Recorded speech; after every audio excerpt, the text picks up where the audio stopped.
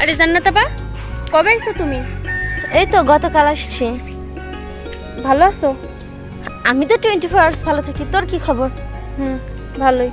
কিন্তু আপা, আপনি যেমনভাবে আশাক পোশাক পরছেন, এলাকার তো কোনো মেয়েগুলো পরে না। কেন, আমার পোশাকে কি হয়েছে?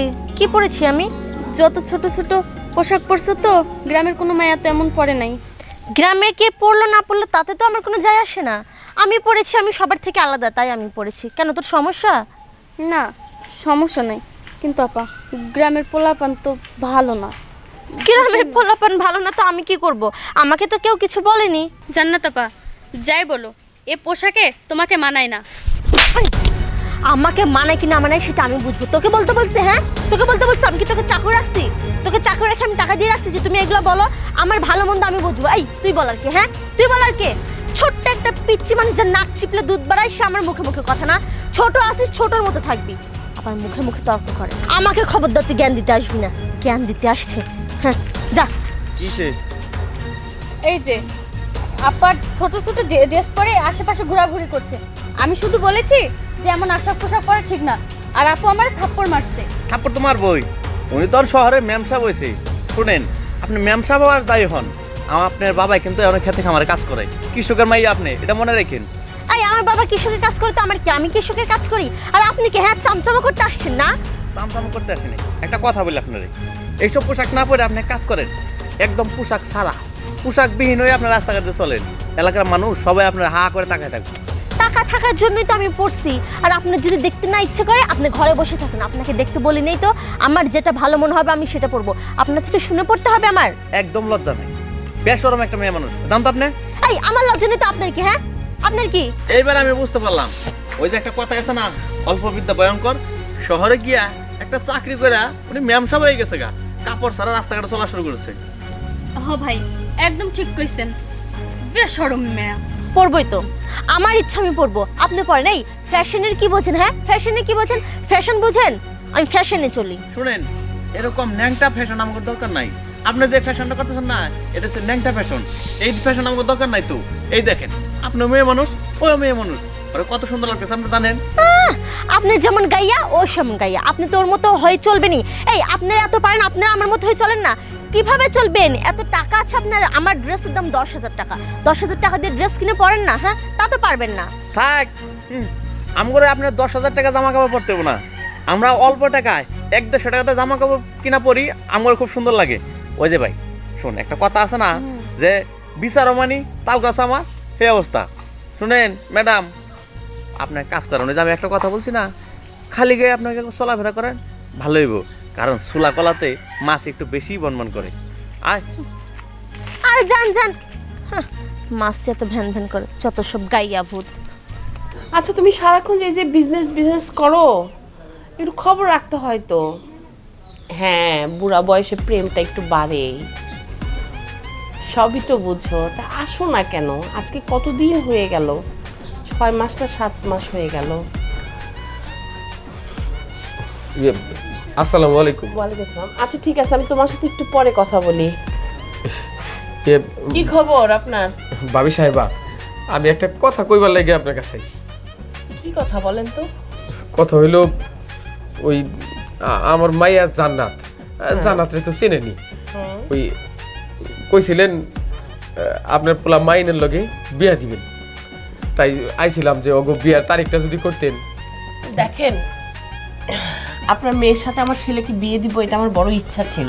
দেখেন ভাই, আপনারা একটু গরিব হলেও আমার ইচ্ছা ছিল আমার মাইনের সাথে জান্নাতের বিয়ে দিতে।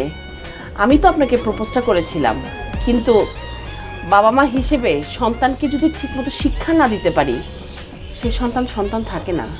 আপনি নিজে একবার চিন্তা করে দেখেন তো, এই জান্নাতকে আপনি গ্রামের থেকে সে শহরে পাঠালেন, ওখানে কি শিক্ষা নিয়ে আসলো? সে ছোট ছোট স্কার্ট পরে ঘুরে বেড়ায়, গেঞ্জি পরে ঘুরে, গ্রামের মধ্যে টোটো করে ঘুরে বেড়াচ্ছে। ছি ছি ছি, কি লজ্জাজনক। সেদিন আমার সামনে দিয়ে হেঁটে ড্যাং ড্যাং করে চলে গেল, অথচ আমাকে একটা সালাম পর্যন্ত দিল না। জান্নাত জান্নাত বলে ডাকলাম, সে একবার তাকালো, চলে গেল। এই কেমন ধরনের বাবা আপনি? ভাবি সাহেবা, আমি আমার মায়ারে খুব বকাঝকা করছি, অনেক কথা কইছি। দেখেন, পরে সব ঠিক হয়ে যাইব। ভাই দুঃখিত, আমি জান্নাতকে আমার ছেলের বউ বানাতে পারবো না। বড়ই ইচ্ছা ছিল আমার ছেলের বউ বানানোর, কিন্তু ওর এই উচ্ছৃঙ্খলতা চলাফেরা আমি আসলে এর জন্য সরি।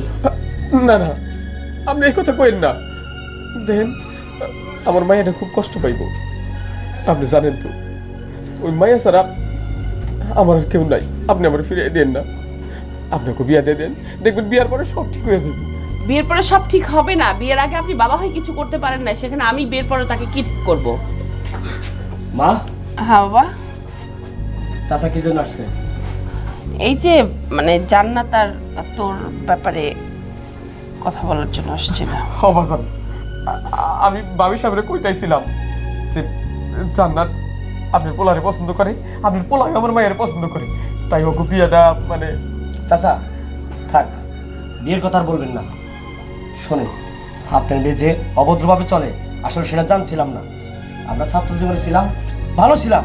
ও যে শহরে যায় এরকম হবে সেটা আমি ভাবছিলাম না। আর আমি বলছি এগুলো পড়া যাবে না। ও কি করে উল্টা ব্রেকআপ ব্রেকআপ, মানে শহর থেকে এসে আমরা কি খালি শুধু ইংলিশ, খালি ইংলিশ, এগুলো কি? চাচা আপনি চলে যান।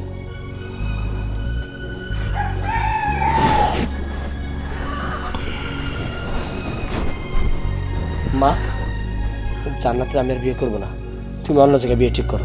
বাবা একটু দেখ না মেয়েটাকে ঠিক করা যায় কিনা। না মা, ওর কোনোদিনই ঠিক করা যাব না।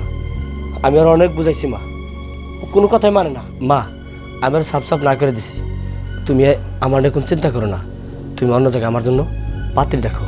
ঠিক আছে, তোর যখন মত নেই বাবা, আমি অন্য জায়গায় পাত্রী দেখতেছি বাবা। থাক বাবা, এইসব না চিন্তা করিস না, চল ঘরে চল। সারাদিন তো কিছু খাস নাই, সারাদিন তো বাহিরে বাহিরে।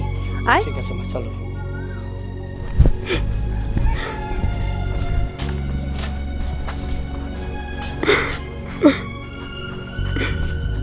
জান্নাতের বাপ, তুমি কাঁদতেছো কেন? কানবো না কি করবো? জান্নাতের মাও আর কত অপমান সহ্য করবো ওই মায়ের জন্যে। আমি গেছিলাম মাইন গোবারি গেছিলাম, ওখানে মাইনের মা আমার অপমান করছে। আমরা নাকি মায়ারে ঠিক শিক্ষা দিবার পারি নাই।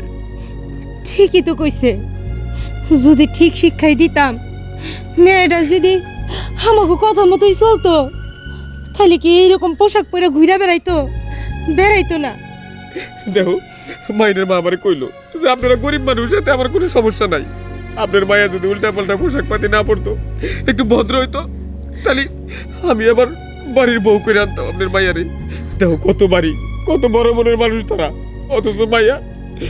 ঠিক আছে, মাইয়ার যা খুশি করুক, আমি নিজে এই বাড়ি থেকে যাবো গা। যাও না। বাবা তুমি এভাবে কান্নাকাটি করছো কেন? কি আর হইব, কান্নাকাটি করতেছি কেন জানতে চাস তাই না? তোর কারণে, জানি না তোর কারণে আর কতদিন আমার চোখের জল ধরবো। তোর কারণে আমি বাড়িতে থেকে চলে যাইতেছি। আমি আবার কি করলাম মা? কি হয়েছে? তুই বুঝতেছস না কি করছস?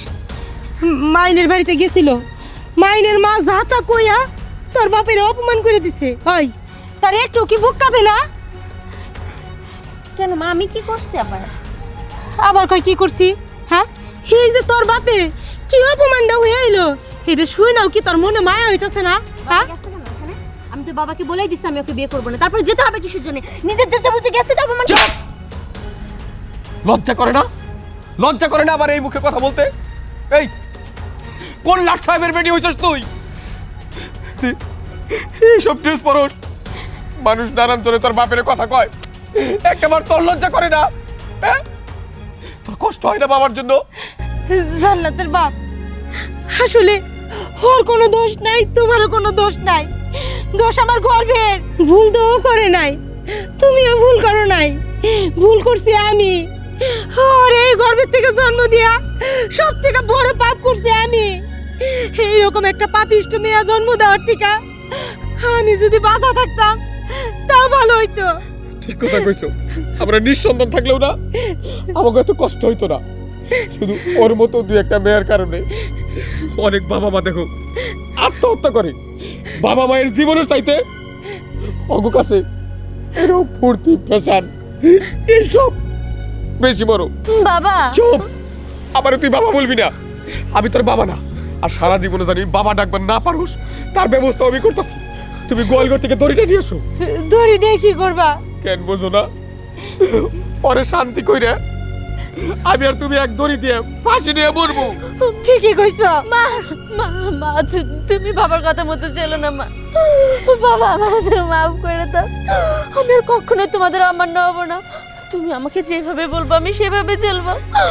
আমি বাড়ি থেকে বের হবো না, কারোর সাথে কথা বলবো না।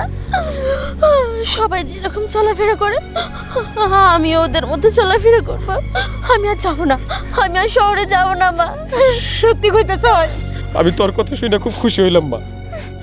দেখ এখন যদি আমি তোরে ওই মাইন গোবারির বউ করে নাও পাঠাইতে পারি, অন্তত আমার ভালো লাগবে এই ভাইবা যে আমার মাইয়া উশৃঙ্খল চলাফেরা করে না।